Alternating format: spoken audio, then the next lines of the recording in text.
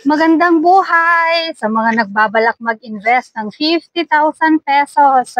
Magkano ang kikitain ninyo until maturity, until 5 years? Ibibigay ko sa inyo kung magkano ang estimate na kikitain ninyo sa 50,000 pesos. Kaya nood na! Ito ang ating sample scenario. March 1, maglalagay ka ng 50,000 pesos as an initial investment sa MP2. At ang napili mong dividend payout ay compounded annually. Compounded annually na ang ibig sabihin ay ang iyong dividend o ang iyong kita ay idadagdag sa iyong puhunan o kaya investment. Sa first year of investment, gagamitin natin ang 7.03% as a dividend rate. Sa succeeding years, gagamitin naman natin ang 7% para makuha natin ang ating dividend income. So on the first year, kung saan nakakompleto ka ng 10 months, magkakaroon ka ng dividend income na 2,929.17 mula sa 50,000 times 7.03 times 10 divided by 12.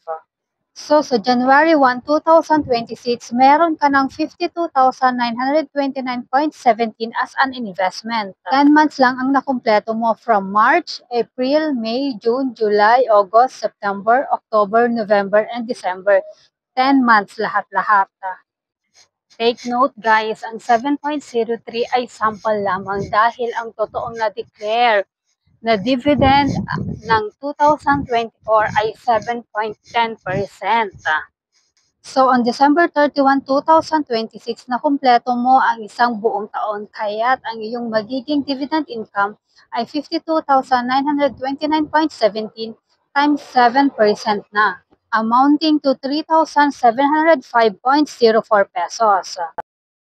Sa 22 months na nakalagay ang pera mo sa MP2 Pag-ibig Fund, naka-accumulate ka na ng 6,634 pesos na dividend.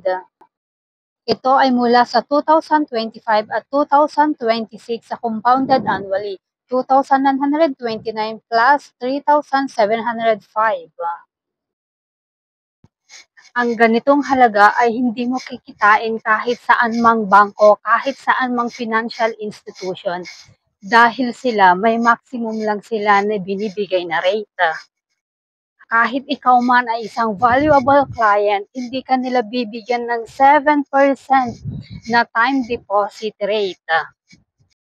So, ituloy natin. Sa January 1, 2027, meron ka ng balanseng 56,634.21. Ito ang halagang kikita ng returns at the end of December 31, 2027. So, 56,634.21 times 7%, ito na ang kikitain mo at the end of December 31, 2027. 3,964.39.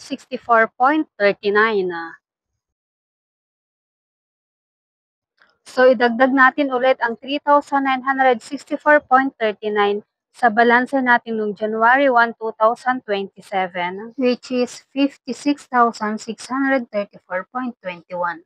Kakaroon ka na ng 60,598.60 sa January 1, 2028. So, on December 31, 2028, ipag-pray natin na 7% pa din ang rate of return. 7% pa din ang base. So, magkakaroon ka ng 4,241.90. Hindi exact na December 31 ay makikita mo na ang iyong rate of return. Tulad this year, nagkaroon ng declaration mga 5 days ago, tapos nag-umpisa silang naglagay sa ating mga account 2 days ago.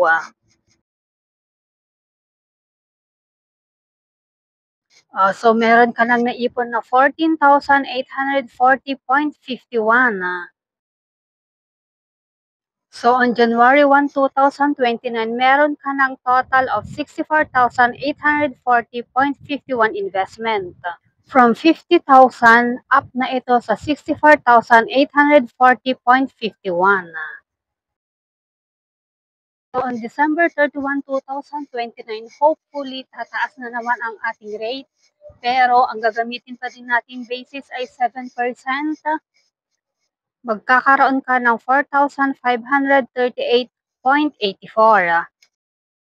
Mabilis ang kitaan dito, madaling lumago ang ating mga investment. So, on 2030, malapit nang mag-mature ang iyong investment dahil 5-year term lamang ito. Magkakaroon ka na ng 69,379.34. Ang due date nito ay February 28, 2030. 4,856.55 naman sa December 31, 2030. Kumikita kahit nag-mature na. So, ang lahat-lahat na ng kinita mo ay meron ka ng 24,000 plus. Ang investment dito ay guaranteed by the government, tax-free, risk-free. Kaya't ano pa ang hinihintay ninyo? Panoorin na kung paano kayo magkaroon ng MP2 account. O ayan, binigyan ko na kayo ng calculation kung magkano ang iyong kikitain within 5 years, within maturity ng iyong 50,000.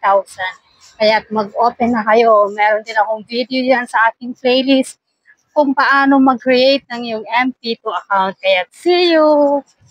See you everyone! Bye!